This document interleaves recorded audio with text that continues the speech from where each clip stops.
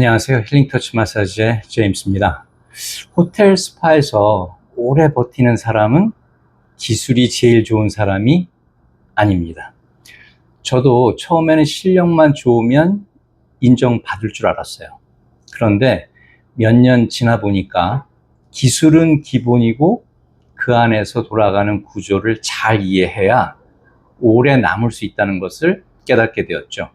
그래서 오늘은 호텔 스파에서 실제로 어떻게 해야 오랫동안 살아남을 수 있는지 그 방법에 대해서 저의 경험을 기준으로 이야기해 보려고 합니다. 첫 번째, 보이지 않는 권력, 리셉션 데스크. 호텔 스파에서 가장 많은 정보를 가진 사람은 매니저가 아니라 리셉션이에요. 예약을 배정하고 고객 성향을 파악하고 VIP 여부를 알고 컴플레인이 어디서 시작됐는지도 제일 먼저 알죠. 예전에 이런 적이 있었어요, 저한테. 어떤 고객이 유난히 까다롭다고 리셉션 데스크에서 미리 저한테 귀뜸을 해줬거든요. 그날 저는 마사지 앞 강도 체크를 더 자주 했고 말투도 조금 더 부드럽게 가져갔어요. 그리고 어디가 불편하진 않은지도 자주 물어봤고요. 결과는 컴플레인 없이 제 방문이었죠. 만약 그 정보가 없었다면 같은 실력으로도 결과는 달라졌을 거예요. 그래서 저는 리셉션을 단순한 접수 직원으로 보지 않습니다. 같이 일하는 파트너로 보죠. 여러분도 생각을 바꿔보세요. 하는 일이 좀 더 편해질 겁니다. 두 번째, 동료 테라피스트와의 관계, 경쟁과 거리에 관한 이야기입니다. 호텔은 팀으로 짜여져 있고 서로 도와주는 관계이지만 동시에 경쟁을 유발하는 구조이기도 합니다.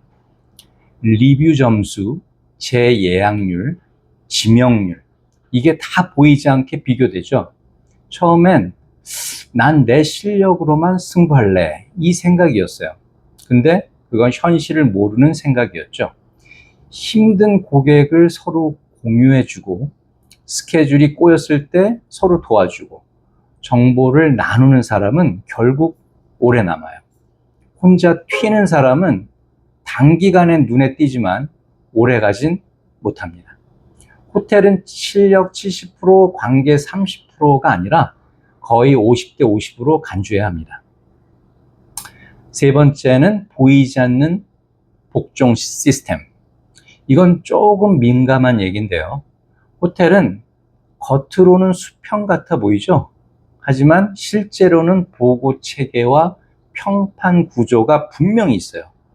누가 매니저와 가까운지, 누가 조용히 보고를 하는지, 어떤 말이 어떻게 전달되는지, 이걸 모르고 감정적으로 반응하면 그 순간은 시원하죠. 근데 그 다음이 문제예요. 호텔은 기억하지 않습니다. 기록합니다.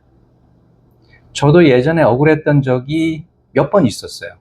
그때 바로 감정적으로 대응했다면 아마 오래 못 버텼을 거예요.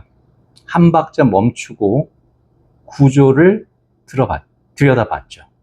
이 상황이 나한테 어떻게 남을까? 그게 생존 전략이더라고요. 네 번째는 고객 대응 방법인데, 나의 자존심을 지키느냐 아니면 커리어를 지키느냐. 고객이 항상 옳은 건 아닙니다. 하지만 호텔 시스템 안에서는 고객의 경험이 최우선이에요. 자존심을 세우는 순간 이기는 것 같지만 장기적으로는 손해일 수 있습니다. 그래서 저는 이렇게 생각해요. 이 고객을 잘 상대한다면 내 커리어가 빛을 발한다. 감정을 조금 내려놓으면 대응 방식이 수월해질 수 있습니다. 그리고 이런 질문을 많이 받아요. 호텔 스파는 안정적인가요? 사실 안정적이죠. 근데 안정적인 구조 안에서 경쟁이 굉장히 심하게 이루어져요. 월급은 안정적일 수 있어요. 지명률은 안정적이지 않고요. 리뷰는 언제든 흔들릴 수 있죠. 그래서 저는 항상 마음속에 이런 각오를 합니다. 지금 이 세션이 내 다음 달을 만든다. 한 번 잘하는 게 아니라 계속 비슷하게 잘하는 게 더 어려운 거. 여러분도 공감하실 줄 압니다.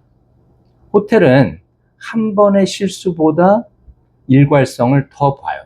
그게 생존이고요. 5번째, 기록과 몸관리. 호텔은 기록의 세계예요. 고객 특이사항, 압의 강도, 예민 부위가 어딘지, 대화 내용까지 이것들이 쌓이면 신뢰가 축적되고 그것이 지명으로 이어지죠.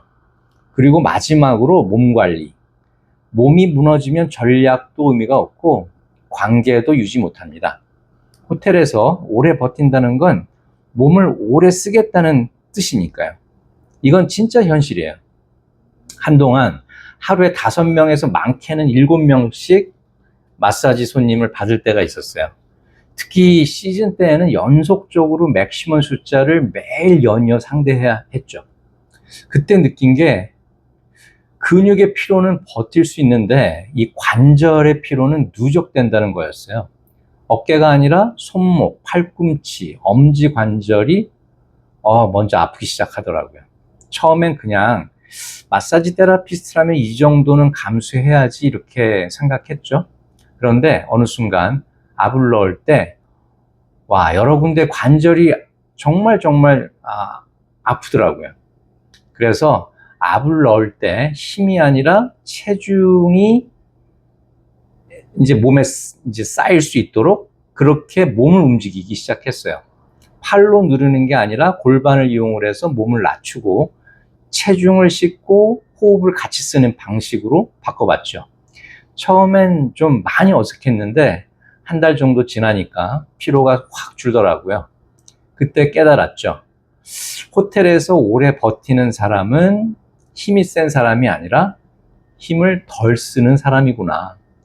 그리고 또 하나, 스케줄을 다 채우는 게 능력이 아닌 걸 깨달았어요.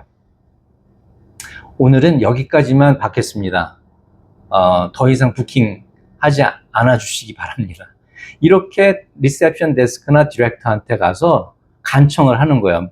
몸이 이렇게 많이 아프니까. 이런 말을 할 수 있는 것도 전략입니다. 호텔은 단거리 경주가 아니라 마라톤에 가깝다 할 수 있죠. 내 몸이 자산이고 이걸 관리 못하면 아무리 실력이 좋아도 오래 버틸 수 없어요. 이게 제가 현장에서 배운 가장 현실적인 생존 전략 중 하나입니다. 그리고 하나 더, 호텔 스파에서 오래 남는 사람을 보면 특별히 튀지 않아요. 근데 이상하게 계속 남아있어요. 그 사람들 특징이 감정 기복이 적고 관계에서 무리하지 않고 몸을 아껴요. 저도 그 방향으로 가려고 합니다. 오래 남는 사람? 그게 제 목표이기도 하니까요. 결국 호텔 스파에서 살아남는다는 건 강해지는 게 절대 아닙니다. 바닷가에서 세찬 바람을 막아내려 등이 굽은 해송처럼 현실에 맞추어 유순하게 대응하는 전략을 갖추는 게 제일 중요한 포인트입니다. 오늘 영상 여기까지입니다. 오늘도 시청해 주셔서 정말 감사합니다. 힐링 터치 마사지의 제임스와 함께 새로운 미래에 도전하세요. 감사합니다.